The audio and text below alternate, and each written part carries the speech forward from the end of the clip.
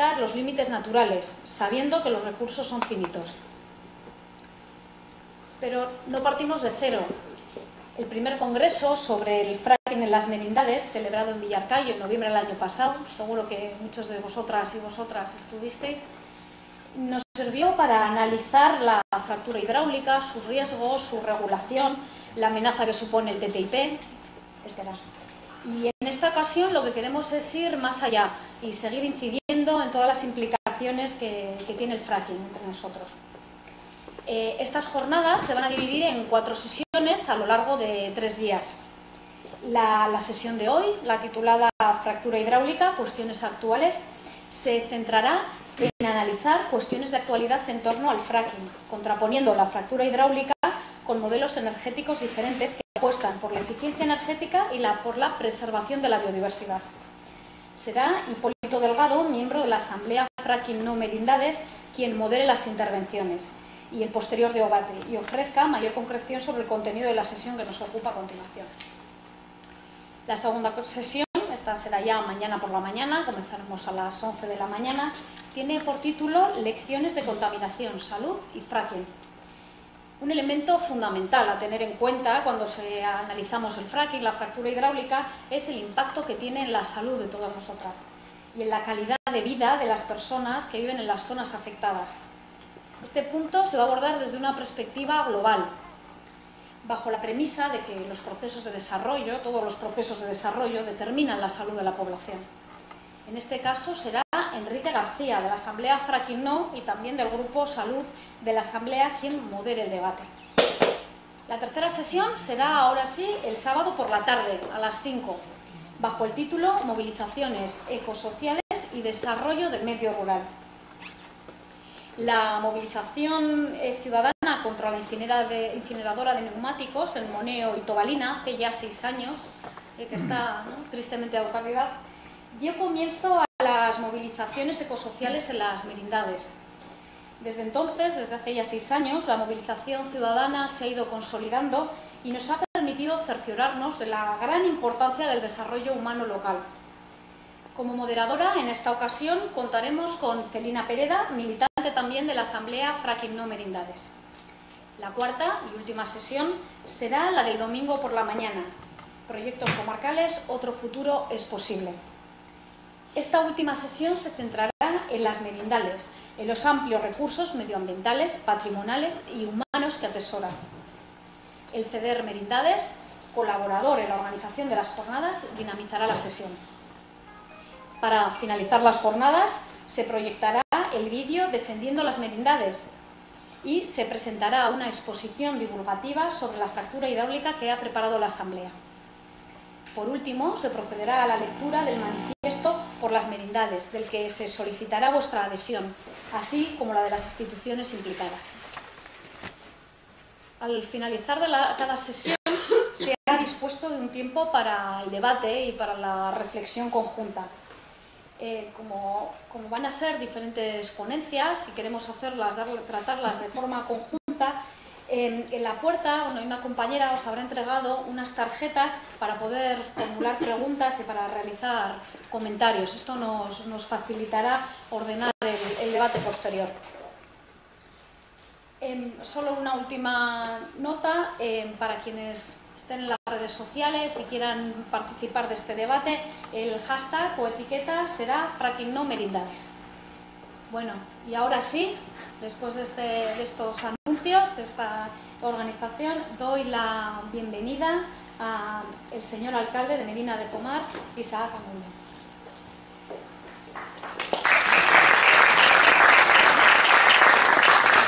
Buenas tardes. Ya como la compañera ha explicado todo lo que son las jornadas, yo voy a decir solo 4 palabras. Ya sabéis que no me gusta hablar mucho, pero algo diremos. Damos comienzo a las jornadas de debate por nuestra tierra y nuestra salud. Estos días vamos a hablar sobre el modelo de desarrollo que deseamos para nuestra tierra. El hilo conductor es el fracking, por ser la amenaza más peligrosa e inminente que acecha a las merindades. Y no es la primera vez que algo similar sucede.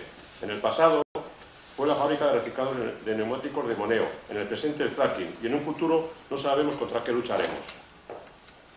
Antiguamente nos regíamos por el sentido común, todos colaboraban y los ríos y arroyos se mantenían cuidados. Hoy en día nos regimos de otra forma, con unas leyes que a priori deberían proteger nuestra forma de vida y nuestro medio ambiente. En cambio, nos encontramos con situaciones ridículas. Un particular con un pozo para regar el jardín solo puede sacar 200 metros cúbicos de agua anuales. Sin embargo, a una de estas empresas no le pone inconveniente para sacar 60.000 metros cúbicos de una sola vez. Un agricultor no puede tocar un árbol, ni limpiar siquiera los ríos, aunque por falta de mantenimiento de la administración las inundaciones se repiten, se pierden las cosechas, la tierra de cultivo se deteriora y los ciudadanos sufrimos las consecuencias. Parece que van a llegar estas empresas y no habrá problema. Usarán los caminos, se cortarán árboles, se arrasarán lo que necesiten. Y por eso estamos hoy aquí, porque queremos defender nuestro patrimonio histórico-artístico y nuestros recursos naturales. Todo ello de un valor y una belleza sin igual. La pregunta que tenemos que hacernos todos es, ¿qué deseamos para nuestra tierra? Yo deseo un desarrollo sostenible, capaz de satisfacer las necesidades actuales sin comprometer los recursos de las futuras generaciones. Quiero un futuro mejor para mis hijos. ¿Qué es lo que deseáis vosotros? Y con esta pregunta que os lanzo, doy por iniciadas las jornadas. Muchas gracias a todos por acompañarnos.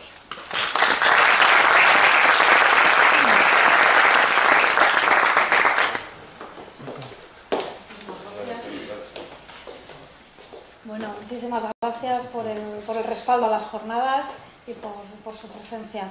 Ahora también voy a invitar a Antonio García, miembro de la Asamblea Fracking No, quien nos explicará el surgimiento de la Asamblea. Muchas gracias.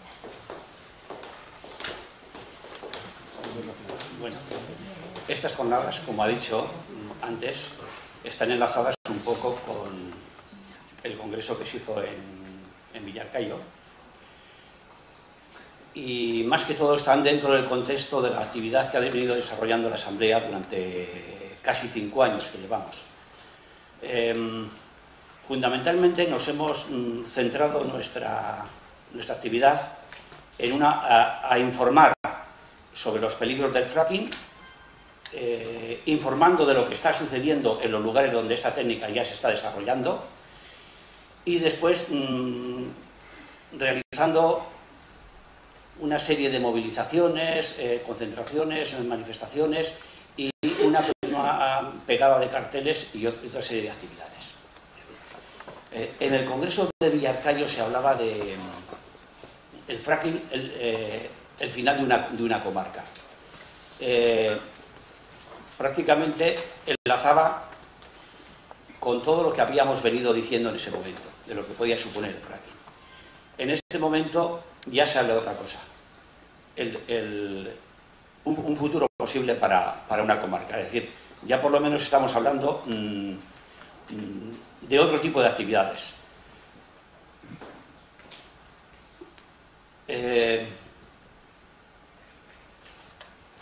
La Asamblea, como he dicho antes, venimos 4 años, casi prácticamente 5, desde que se hizo la primera Asamblea en Trespaderne. Se pretendió en principio, para poder unificar, para que fuera algo transversal a todo el mundo, que la participación fuera individual y no fuera representativa de ningún tipo de grupo o asociación, de ningún colectivo. Seguimos con esa tónica, las decisiones se toman después de un debate y por consenso, hasta ahora sin votaciones. Lo que sí pedimos es la participación, porque cada vez es más necesario. Es decir, llevamos un tiempo trabajando, se han realizado muchas actividades, pero el tema del fracking sigue en el aire. Después nos van a exponer en qué situación está en este momento. Es decir, nada se ha paralizado todavía. Entonces es necesario insistir. Quisiera también decir que como esta técnica se está desarrollando no solamente en esta comarca donde estamos centrando nosotros ahora nuestra actividad, sino que abarca una comarca más extensa e incluso hay permisos solicitados y concedidos en todo el Estado. Queremos decir que también se tiene una coordinación con el resto de los lugares donde esta técnica se pretende desarrollar y se están organizando luchas contra ello. Esto, aunque nosotros somos el punto primero, quizá el primer objetivo donde se vaya a desarrollar esto, es interesante el estar coordinado con otros lugares, puesto que se va a necesitar la ayuda de todo el mundo, sobre todo en una población tan dispersa y tan reducida como es la nuestra. A pesar de que todavía hay zonas donde también está a la par de nosotros en la solicitud de permisos, como es la Lora, la zona de la Lora, donde todavía hay menos población. Por eso se pide la participación y la solidaridad de todo el mundo. Y de momento no tenía más que decir.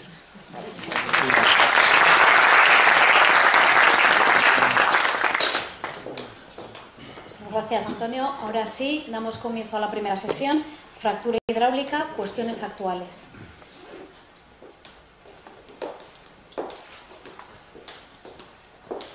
Bueno, voy a intentar en poco tiempo dar un resumen de todo lo que es, todo lo que puede ser los aspectos negativos del fracking en esta zona. Para los que no estáis familiarizados con el fracking, voy a hacer una pequeña contextualización. Una cosa es un pozo convencional en el cual se extrae el caso del petróleo que se ha almacenado ahí desde hace miles, millones de años, con lo cual la incidencia es prácticamente reducida. Y otra cosa es el fracking, que consiste en hacer un pozo vertical y otro horizontal, siguiendo donde está el gas o el petróleo. Con lo cual se mete del orden de 30 millones de litros de agua con productos determinados para, digamos, sacar el gas o para que salga por sus medios, o para ir con una presión del orden de 170 a 350 veces la presión del neumático. De todo ese agua, todo el agua que se incluye, o sea, que se mete en esta zona, se saca del orden del 20 al 80%. Con lo cual es el efecto que puede producir desde el punto de vista de contaminación del aire y contaminación del agua no tiene que ver nada con esto. Es muy importante no confundir el fracking con la estimulación hidráulica, que sí se ha hecho en determinados pozos y que habitualmente los que quieren defender eso dicen que hace 40 años que se hace fracking. No, fracking a nivel genérico no. Lo que se hace es estimulación, lo que se hacía era estimulación hidráulica. Aquí también, en esta zona, se va a hacer algo relativamente novedoso, que se hace en Estados Unidos desde el año 2005 aproximadamente. Habréis visto igual algunas imágenes en que se ven un sinfín de pozos en Estados Unidos. Esto ya no se va a hacer aquí. Se va a hacer unas plataformas multipozo y en esa plataforma harán un pozo, otro, o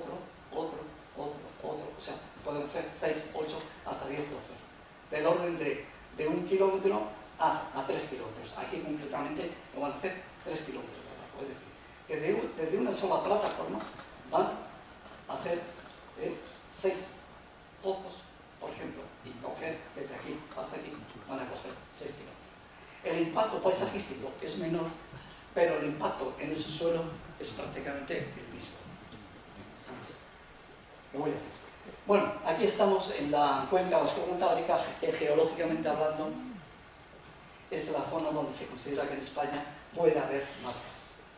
Aquí, en el siglo XX, se han hecho prospecciones convencionales, pues, una probabilidad. Y únicamente en Lora es donde tuvieron petróleo, que sigue produciendo petróleo de bajísima calidad. Es decir, convencional no existe. Bolsas de petróleo y de gas no existen. Ahora van a intentar a ver si.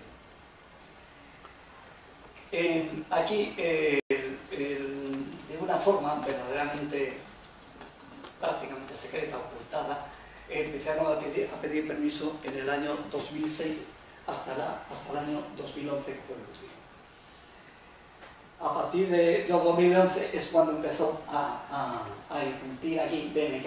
Este es el primer comunicado que hacía a la zona, en la cual iba a dar una charla reservada a concejales, alcaldes pedáneos, miembros de la policía y voluntarios de civil.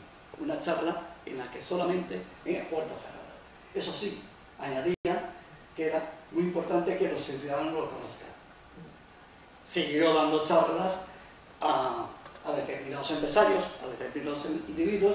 Yo personalmente tuve la suerte de ir a todas las charlas porque la alcaldesa de Valle me invitaba y pude colarme, y tuve la suerte de estar con el presidente que vino a esta charla aquí en Villarcayo, presidente corporativo de BNK, Juan Carlos Muñoz, que dijo cosas tan simples como que el fracking es probada, la técnica de fracking es probada y segura, que no había ni un solo incidente. Eso es lo que decía. A lo cual le contesté yo, entre otras cosas, de que se puede falsear la realidad. Lo que no se puede es ocultar la realidad. Porque obviamente ya entonces, para entonces, teníamos los que estábamos contra el fracking una serie de datos, una serie de accidentes e incidentes, informes de universidades, de técnicos. Era verdaderamente grotesco el que dispersaba. Pero esta señorita, la directora de comunicación de BNK, también siguió dando charlas, como digo, en diferentes pueblos, sí, también puerta cerrada, para que la población no se enterase. Cuando vio que había un impacto negativo en que la población estaba en contra, empezó a buzonear su información, para que no hubiese réplica.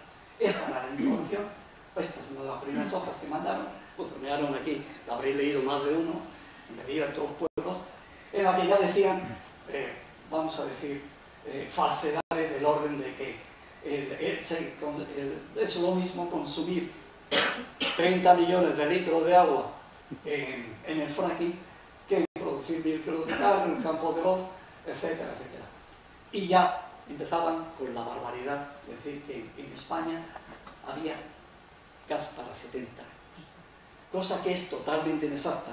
Voy a ir rebatiendo poco a poco, porque aquí, en estas jornadas, hemos invitado a personal de BNK y a personal de Sexta, cosa que no se atinó a venir. Entonces, como no hay nadie que rebatir, pues de alguna forma vamos a rebatir lo que nos han dejado escrito. Hay gas para 70 años. Bien, gas para 70 años, que Sagafir, que es uno de los componentes de los que ellos informan, que Sagafir, dicen que es 58 años, cosa que es falsa, porque están hablando de recursos y no de reservas. Recurso es el gas o el petróleo que se puede obtener de una zona desde un punto de vista geológico. La reserva es lo que técnicamente, dependiendo de la zona, se puede obtener. Es decir, en una vaca no todo es solomillo. La vaca es el recurso y el solomillo la reserva. Según según los estudios de la Agencia Internacional de Energía, normalmente el 13% de los recursos son los que se ganan. Es decir, que cuando dicen que 58 años, no, son 7 años. O con otros estudios que dicen que 6,5, 3,78. Uno de los ponentes que está aquí, que después en su libro lo analiza, en el fracking vallatimo, lo analiza perfectamente todo esto y lo desbroza, cómo intencionadamente recursos y reservas están mezclando. Yo he hecho las cuentas, según lo que dice la Influence, la EIA, que dice que son 7 años la cuenca, aquí estaban hablando de todas partes. La cuenca más fábrica tendríamos para 6-7 años, según los recursos, pero según las reservas, 10 meses. Es decir, que las merindades, según sacando en los kilómetros cuadrados la extensión, tendríamos 40 días. Nos van a machacar las merindades si le dejamos, no dejándole trabajo, solamente para dar 40 días de gas a España. Eso es el tema. Seguimos buzoneando, porque en vista de que abrieron una oficina aquí y le respondimos con una manifestación, por lo cual tuvieron que cerrar, y eso que regalaban tablets, a que más preguntas hacían. Entonces, mandaron el folleto ese que habéis visto, que habréis ojeado, este lo habréis visto, en el cual voy a responder más o menos lo más rápidamente que pueda a todas estas preguntas. Dice que es el fracking, que es una técnica. Es una técnica que se utiliza de forma habitual desde los años 40. Como ya he dicho anteriormente, mentira. Desde los años 40 se hacía estimulación hidráulica. El fracking se hizo por primera vez como tal fracking, es decir, para que sea fracking tiene que tener perforación vertical y horizontal, estimulación mediante fracción hidráulica y uso de aditivos químicos. Y es más, lo que van a hacer, usar determinadas presiones, que es una de las causas por las que pues tuberías no responden como deberían, ¿cómo lo van a hacer? Y la primera vez que se utilizó esta técnica fue en Barnsley en 1991 con un tal George Mitchell. Es decir, que de 40 años, nada. Se empezó a hacer a nivel masivo en Estados Unidos en los años 90 y tantos. Dice que el fracking se realiza normalmente una sola vez. Bueno, una sola vez si el pozo, dentro de lo que cabe, productivo. Si no, se les tiene que volver a realizar para ver lo que se puede sacar. Pero bueno, vamos a dejarlo listo. Después, ellos se enorgullecen de decir que la fracturación hidráulica que se ha empleado en más de 1 millón de pozos en Estados Unidos, la Agencia de Protección Medio Ambiente de aquel país certifica que no hay ningún caso de contaminación. Falso. El blog de Slot ha tenido una copia de una presentación de PowerPoint de la EPA, la Agencia Internacional de Energía, de la Administración Obama, que había ocultado que efectivamente sí había habido contaminación de aguas subterráneas en Tíbet. O sea, eso es falso. Y asimismo, el Servicio Geológico de Estados Unidos ha dictaminado que en Pabellón hay muchos gases y compuestos que contaminan el agua, con lo cual están mintiendo descaradamente. Características de los activos. En ese folleto del que estamos hablando decían que, bueno, que al fin y al cabo eran inocuos, no había ningún problema, porque, bueno, se usa perfumería, y al fin y al cabo todos estaban en el catálogo REACH de la Unión Europea. Bueno, pues en el catálogo REACH, por ejemplo, también está el biocida septic, que es mortal si se inhala. Y en el catálogo REACH está el enol septic, que es de toxicidad aguda para los organismos acuáticos. O sea, que no nos cuenten milongas que por estar en el catálogo REACH es inútil.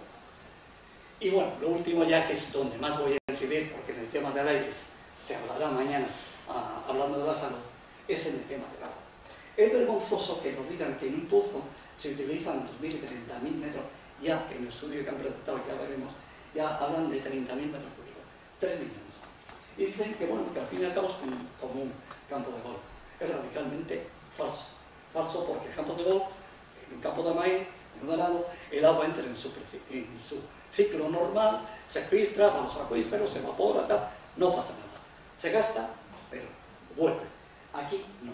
Aquí del orden del 50% se va a contaminar, sí o sí. Eso está clarísimo. Nuestro ministro, nuestro acceso ministro, que ya no está, decía que, bueno, que en todo actividad humana hay accidentes. Yo no conozco de ninguna actividad humana que seguro haya accidentes o incidentes, como aquí. Porque entre un 20 y 80% que se saca del flujo de retorno, bien vuelve contaminado con el coste de productos químicos y, lo que es peor, la cantidad de productos que tiene la tierra a esa profundidad, como materiales residuos y como metales pesados. Y eso va a estar. Es decir, bien, hablando del tema del agua, puede, como ya he dicho, que, bueno, hay una proporción muy pequeña, una posibilidad muy pequeña que se contamina el agua. Hay otra proporción bastante más alta, otra posibilidad más alta, de que haya fuga de metano. Y de hecho, la Universidad de Dios ya ha aclarado cómo se va aproximando uno a los pozos, a los de extracción, a los ateos. El agua está contaminada con metano. Y no con metano, como dicen ellos, biogénico, que es el metano que se produce, en fin, básicamente superficial. No, termogénico, es decir, el que se les escapa a ellos. Ya vemos aquí, no estamos hablando de hace mucho tiempo. Esto ha ocurrido la semana pasada en Australia, bueno, hace 2 años, sí. En Australia, con el río Albert. Se metía mucho con nosotros, con los que estábamos en fracking, cuando poníamos la escena esa de Rasalan, en el que se ve el grifo, ese que dijo Wyoming, que no sé por qué los americanos tenían que tener armas de fuego, cuando con un grifo y un mechero lo tenían, era suficiente. Pero bueno, aquí ellos se metían porque decían que era un montaje. Bueno, pues aquí no hay montaje, ya lo saben. Bien, eso puede ser. Lo que va a ser seguro es esto. Esto es lo que se saca, lo que sale de un pozo en el fluido de retorno. Lo que se saca. Cada pozo, repito, van a ser del orden de 15 millones de litros cada pozo. De 15 millones. Claro, en la exploración, es un pozo, bueno, aquí van a ser completamente cerca de aquí, van a ser 6, no tampoco es tanto. Pero el problema es que si se pone en explotación, no van a hacer pozos como los de antes, en los que duraba un pozo tradicional, convencional, 20, 30, 40 años. Ya lo sé, que los de Selgas dicen, como dijo el Villarcayo, que eran 20 años. Radicalmente mentira, ya se lo dijimos ahí. Porque, ¿qué ocurre con un pozo de fracking? Pues que la curva de declive, ya simplemente a los 6 meses, ya produce la mitad. Y al año, prácticamente, pues la cuarta parte. Es decir, que prácticamente a los 36 meses, a los 3 años, deja de producir. ¿Cuál es la forma de mantener la producción? Cuando han puesto en explotación uno, el siguiente, y el siguiente, y el siguiente, y el siguiente. Cientos, miles de pozos. Aquí vemos en Helensville, uno de los sitios que más gas está produciendo en Estados Unidos, como estos son los pozos que se abren. Y mientras el pozo se va aumentando la apertura de pozos, la producción se mantiene. Pero en el momento que dejan de abrir pozos, cae la producción. ¿Qué ocurre? Pues que necesariamente ocurre lo que está ocurriendo. Aquí tenemos 20.000. Imaginar que esto, las unidades vienen a ser en ancho como de aquí a aquí. Todos estos pozos, todo estaría, nos dejarían las unidades así. Cada punto rojo son los pozos de menor. Los transigulados, ellos lo que llaman las manchas dulces, son donde más se produce. Todo lleno de pozos. ¿Cuánto? Cientos, miles. Esto lo podemos dejar. Sí. Aquí tenemos las medidas y en esto vamos a los pozos que están, como ha dicho antes Antonio, estamos en el ojo del huracán.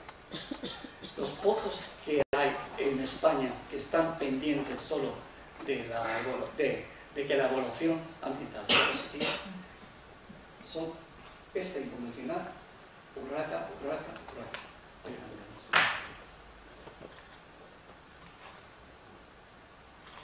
Estos 3 sondeos o plataformas son fracking. Este no es convencional. ¿Por qué es convencional? Porque está en un parque natural de la Red Natura 2000 y entonces el parque puede mantener así. Pero ahí en Cantabria y al lado mismo ya sí son fracking. Es decir, el permiso, digamos, en realidad es para fracking. Pero es este. Estos 4 son los que ya se ha presentado. El estudio de impacto ambiental se le han hecho el año pasado las alegaciones, pero milagrosamente, debido a las elecciones y que todavía no hay gobierno, pues está la cosa en estudio. Dependiendo del gobierno que salga, se va a hacer fracking el año que viene o no. Así de claro. Que nadie se haga la idea de que como el petróleo ha bajado, no se va a hacer los pozos de exploración. Yo soy de los convencidos de que se van a hacer. Porque los pozos de exploración es una forma de sacar dinero clarísimamente. Vendrán, si el gobierno les permite, lo harán, dirán que van a obtener 6 cuando igual hay 2, obtendrán dinero y ya veremos si lo explotan o no. Pero la exploración, como el gobierno sea proclive, ¿lo van a hacer? Sí. Aquí tenemos los más cercanos, en fracking, Urraca 1, Urraca 2 y Urraca 3. 2 pozos aquí, 2 pozos aquí, 2 pozos aquí. Aquí está Medina, aquí está Villarcayo. ¿Qué distancia hay de ese pozo? Pues aproximadamente 4 kilómetros. Esto, vuelvo a repetir, lo van a hacer el año que viene, como salga un gobierno que no quiero definir.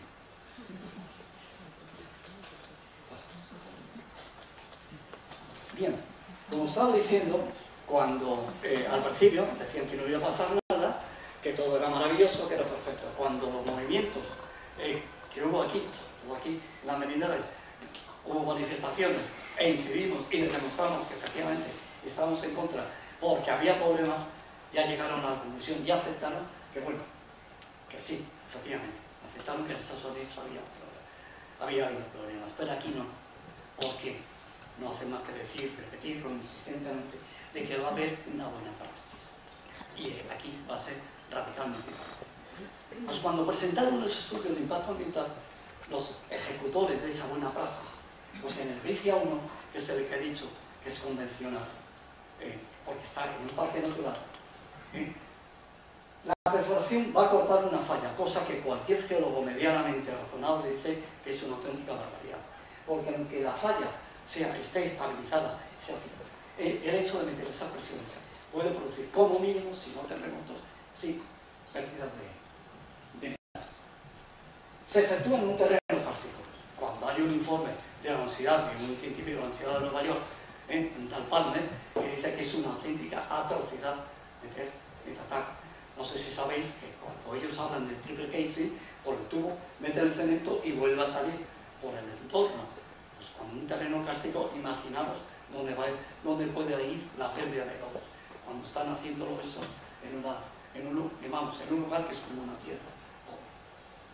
Y después, para más irle, en este punto, atraviesa un acuífero extremadamente vulnerable, según palabras de un informe de la Confederación Hidrográfica del Ebro, que nutre la surgencia de Urbaneja del Castillo. Y en el mismo estudio reconocen que puede afectar en una séptima parte a la surgencia de Urbaneja del Castillo, que es patrimonio de la biodiversidad, etcétera, etcétera.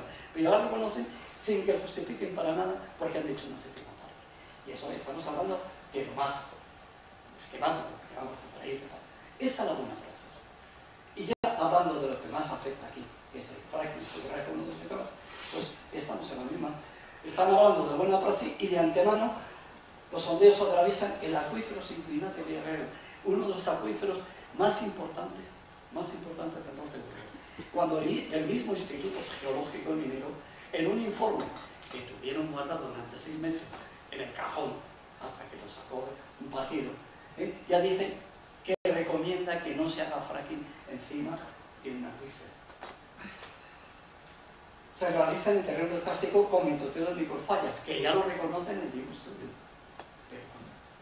Se basan en observatorios meteorológicos inapropiados. Por ejemplo, es curioso que al hablar de Medina y Villarcayo ponga observatorio meteorológico de Villafría, cuando el clima de Villafría no tiene que ver nada. Entre otras cosas, la pluviometría, y en otras cosas, estamos situados en un valle en que se producen inversiones térmicas en invierno, sobre todo en Villarcayo, para ver lo que da lugar a las nieblas. Imaginaros lo que puede ser una semana de niebla en Villarcayo, en un valle rodeado de montañas, en que hay una inversión térmica que propicia el que se establezca una niebla fija en una zona, cuando se está quemando, como ya reconoce el mismo estudio environmental, que se van a quemar 845.000 metros cúbicos en 2 meses de metano en antorcha, quemando una antorcha, todo eso. Y eso. Bien, y ya lo más bueno, ridículo, por no decir otra cosa, se indica como lugares apropiados para el tratamiento de fluidos del entorno, dicen, en los lugares autorizados o las depuradoras municipales, cuando se sabe perfectamente que, como he dicho antes, que tiene materiales pesados, que tiene material radioactivo y que existen biocidas que ellos mismos introducen en el agua, que eso en la depuradora municipal es imposible eliminar. Esa es la buena praxis.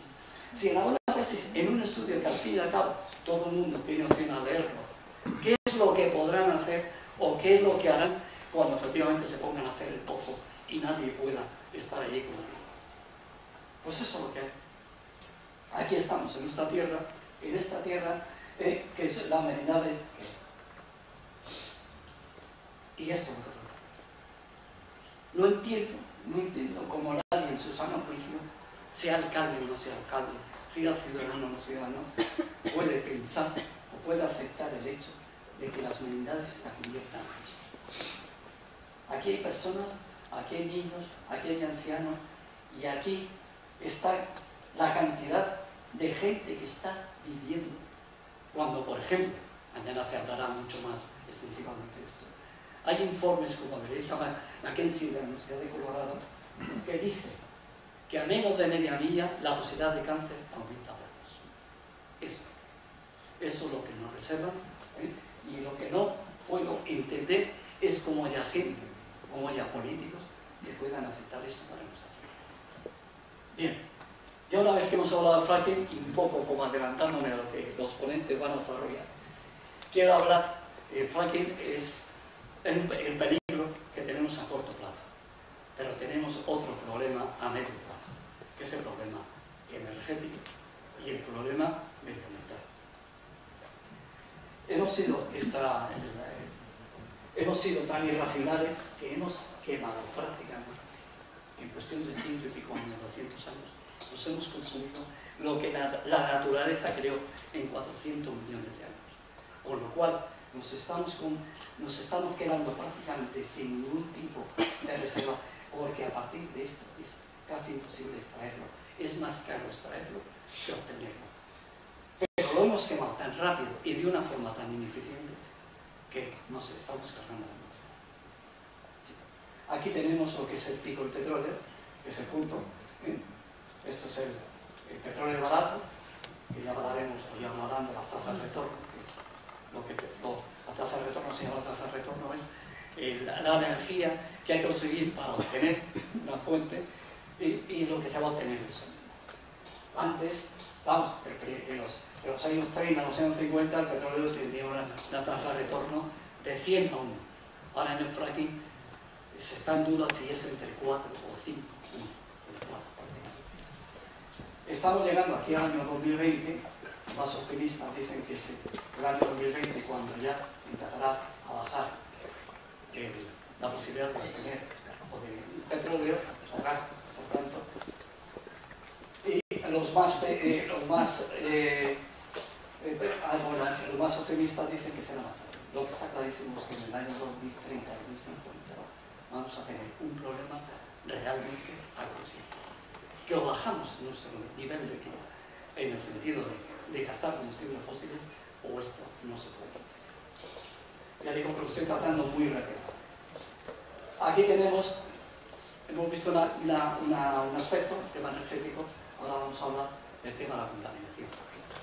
Aquí vemos la concentración de CO2.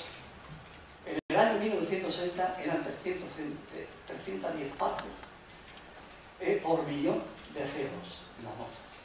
En el año 1800 era prácticamente 270, era lo mismo, pero radicalmente se sube. Se considera que a partir de 400 se debe mantener el orden, como mucho llegar al 450, con lo cual la temperatura de la Tierra subirá 2 grados. Pero a partir de 2 grados todo lo que puede ocurrir es impredecible. Desde que el fitoplancton, que es lo que produce más oxígeno a la Tierra, hasta que una vez que el casquete polar desaparezca, el metano que pueda salir de esa zona puede hacer una Tierra totalmente desolada. Se ha planteado ahora en la cumbre de París el 450 para el año 2100. No se lo creen ni ellos, porque no quiero hablar de la cumbre de París, lo que se ha dicho, porque es totalmente... La misma Soraya Santaolalla fue a afirmar el hecho de que para el año 2050 las emisiones de carbono hayan bajado del orden del 40%, pero por otra parte esta parte que nos fala aquí es igual. Muy bien, pues esto es lo que hay.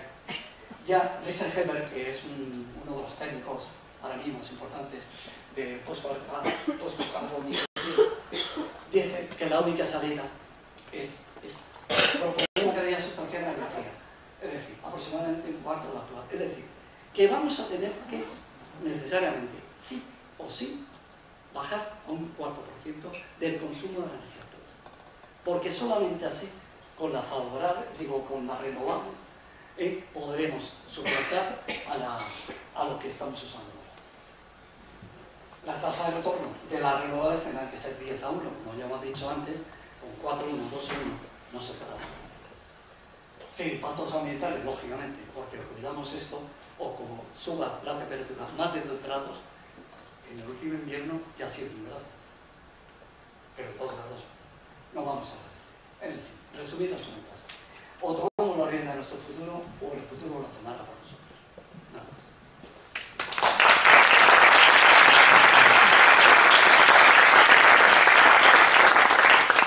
Bueno, ahora voy a dar paso a nuestros ponentes que nos informarán mucho más detalladamente de lo que es puesto en alguna forma.